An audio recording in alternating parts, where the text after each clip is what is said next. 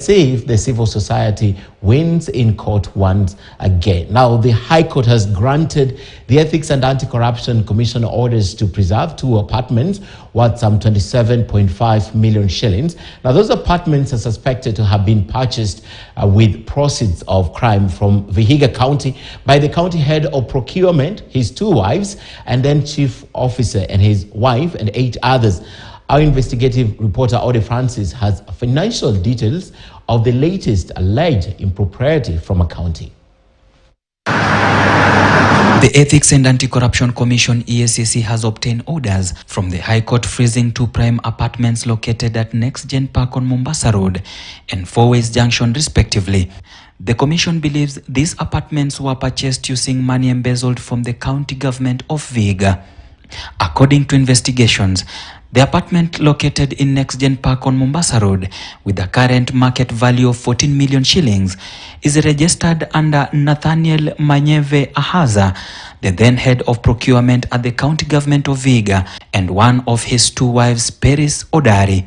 Another apartment in question is at Tulip Court, Fourways Junction, and is valued at 13.5 million shillings. Investigators found out that it is registered under Emma Mulongo, a revenue officer at Vihiga County government, who happens to be the wife of her office boss Wilberforce Ndula, the chief officer of finance and economic planning from 2014 to 2017.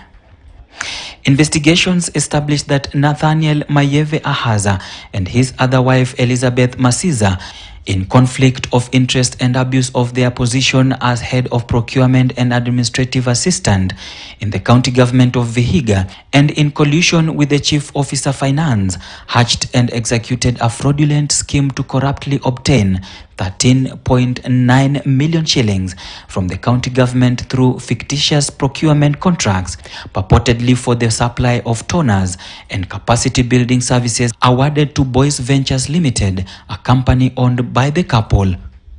Although the company did not supply anything or render any service to Vihiga County government, it claimed and was paid 13.9 million shillings. Upon receipt of the funds, the company used the money to make part payments in the purchase of the following 2 apartments for the chief officer and head of procurement and their relatives' wives. The listed senior accountants face charges of processing irregular and illegal payments.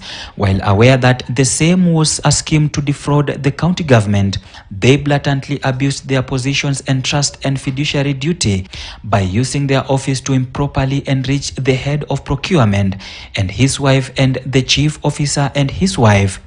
A net payment of 7.6 million shillings was made to Boys Ventures Limited Equity Bank account on 16th January 2015 from the Vihiga County recurrent account for capacity building training. Allegedly took place between 19th December 2014 to 22nd December 2014. There is no proof that the training took place, EACC has claimed. It's purported that there was a supply of toners, but investigations reveal that there was no procurement process and neither were there toners supplied. But a net payment of 7.6 million shillings was made to Boys Ventures Limited Equity Bank account. After receiving the funds, Boys Ventures Limited is said to have transferred 8.4 million shillings into installments to Suraya Properties Limited Company, being part payment of Tulip Court 3, apartment erected on Fourways Junction, Nairobi County. 4.3 million shillings from Equity Bank and 4.1 million shillings also from Equity Bank, but different account numbers. Investigations established that apartment at Fourways Junction is owned by Emma Mulongo Kisembe, a revenue officer at the county and wife of the then chief officer for finance Wilberforce Ndula. Boys Ventures Limited further transferred 2 million towards the purchase of apartment number 7, a residential tower B, Next Gen Park situated in Mombasa Road, in 2 installments, 1.5 million shillings from Equity Bank account and 500,000 shillings from Cooperative Bank accounts. Investigations further established that this apartment is owned by Nathaniel Mayeve Ahaza, who the then head of procurement, and his wife Peris Odari.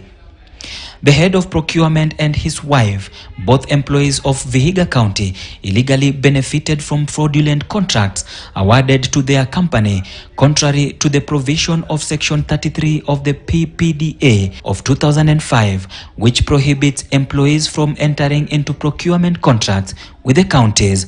Orders from the High Court has granted EACC to freeze the 2-prime apartment in Nairobi County.